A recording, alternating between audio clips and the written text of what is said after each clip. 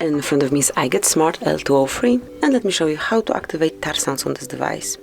So at first, just open the settings, go to Sound then, and locate Advanced. Mark it here, go a bit lower, and here you will notice touch sounds so smoothly.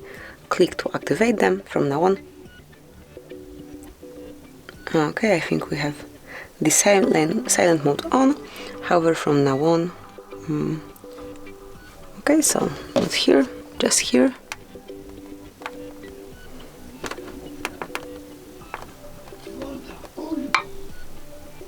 And from now on, as you can hear, it is active and you can hear the touch sounds. So this is it, that will be all.